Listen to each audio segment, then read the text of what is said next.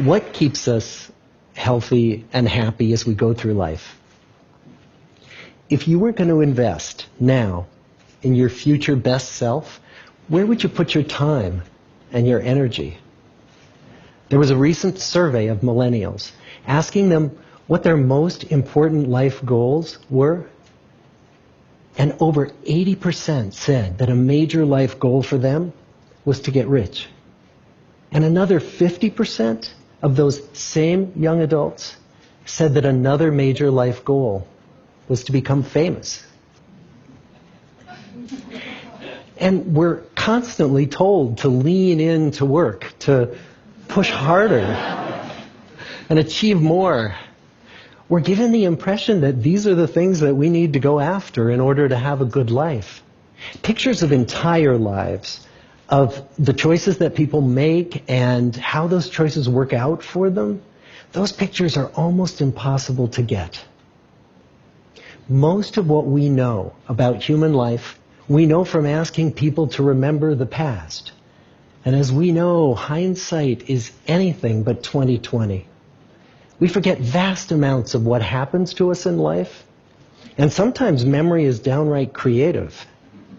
But what if we could watch entire lives as they unfold through time?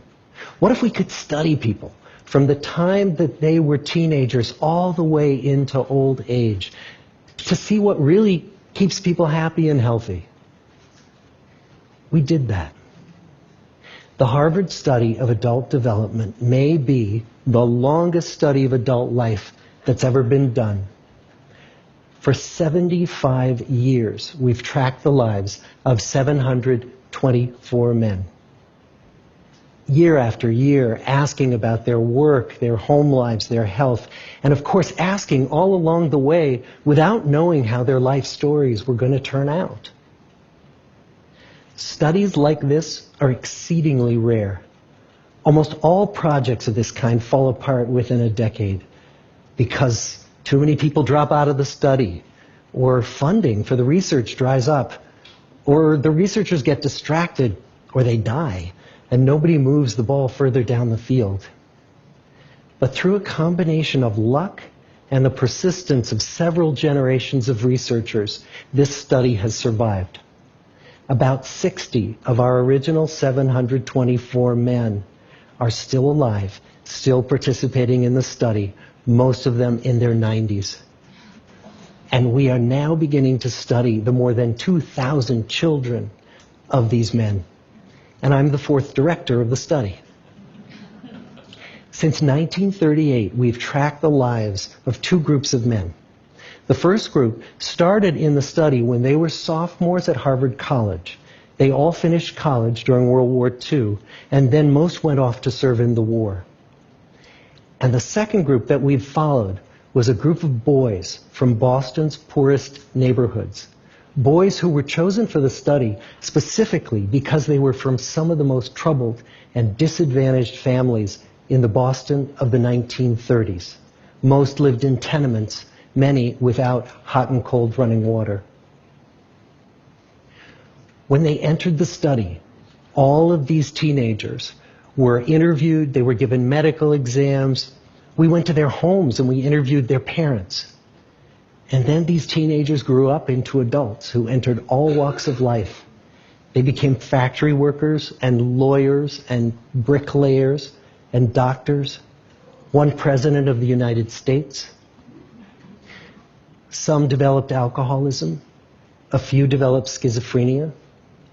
Some climbed the social ladder from the bottom all the way to the very top, and some made that journey in the opposite direction. The founders of this study would never in their wildest dreams have imagined that I would be standing here today, 75 years later, telling you that the study still continues. Every 2 years, our patient and dedicated research staff calls up our men and asks them if we can send them yet one more set of questions about their lives. Many of the inner city Boston men ask us, "Why do you keep wanting to study me? My life just isn't that interesting." The Harvard men never asked that question.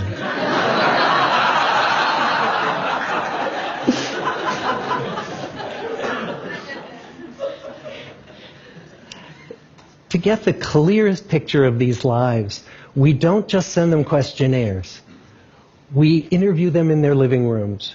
We get their medical records from their doctors. We draw their blood. We scan their brains. We talk to their children. We videotape them talking with their wives about their deepest concerns. And when about a decade ago we finally asked the wives if they would join us as members of the study, many of the women said, "You know, it's about time." So what have we learned? What are the lessons that come from the tens of thousands of pages of information that we've generated on these lives? Well, the lessons aren't about wealth or fame or working harder and harder. The clearest message that we get from this 75-year study is this: good relationships keep us happier and healthier. Period. We've learned 3 big lessons about relationships. The first is that social connections are really good for us and that loneliness kills. It turns out that people who are more socially connected to family, to friends, to community are happier, they're physically healthier, and they live longer than people who are less well connected. And the experience of loneliness turns out to be toxic.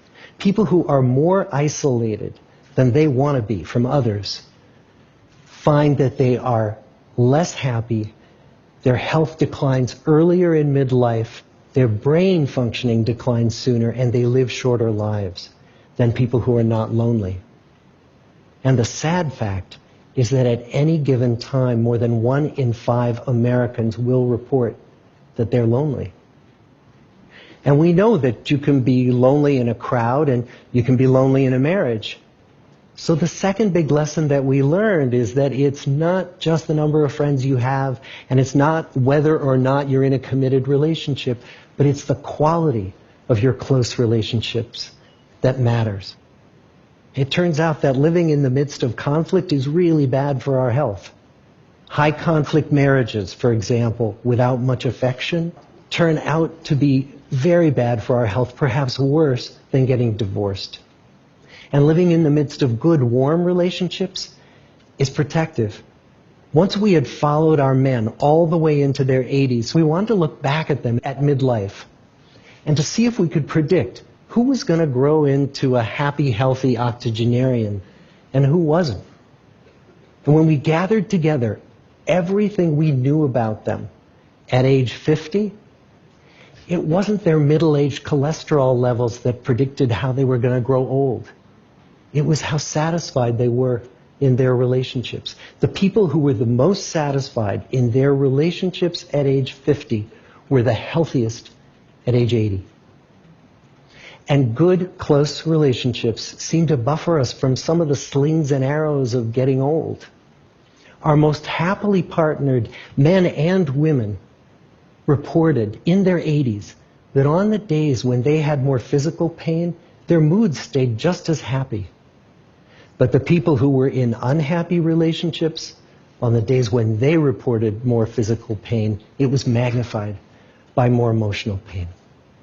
And the third big lesson that we learn about relationships and our health is that good relationships don't just protect our bodies, they protect our brains. It turns out that being in a securely attached relationship to another person in your 80s is protective. That the people who are in relationships where they really feel they can count on the other person in times of need, those people's memories stay sharper longer. And the people in relationships where they feel they really can't count on the other one, those are the people who experience earlier memory decline. And those good relationships, they don't have to be smooth all the time. Some of our octogenarian couples could bicker with each other day in and day out. But as long as they felt that they could really count on the other when the going got tough, those arguments didn't take a toll on their memories. So, this message that good, close relationships are good for our health and well-being, this is wisdom that's as old as the hills. Why is this so hard to get and so easy to ignore? Well, we're human. What we'd really like is a quick fix, something we can get that'll make our lives good and keep them that way. Relationships are messy and they're complicated, and the hard work of tending to family and friends, it's not sexy or glamorous. It's also lifelong. It never ends. The people in our 75-year study who were the happiest in retirement were the people who had actively worked to replace workmates with new playmates.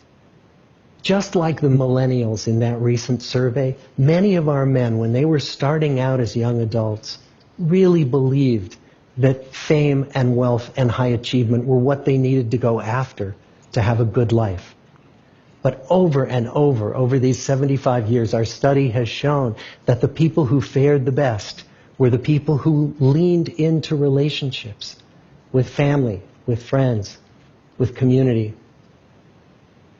So what about you? Let's say you're 25, or you're 40, or you're 60.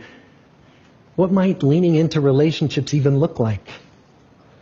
Well, the possibilities are practically endless.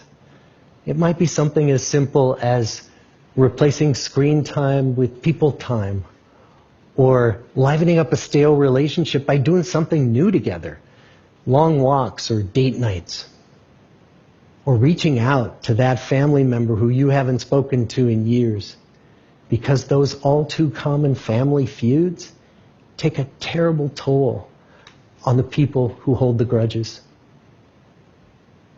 I'd like to close with a quote from Mark Twain. More than a century ago, he was looking back on his life, and he wrote this: "There isn't time. So brief is life for bickerings, apologies, heartburnings, callings to account. There is only time for loving, and but an instant, so to speak, for that. The good life is built with good relationships." Thank you.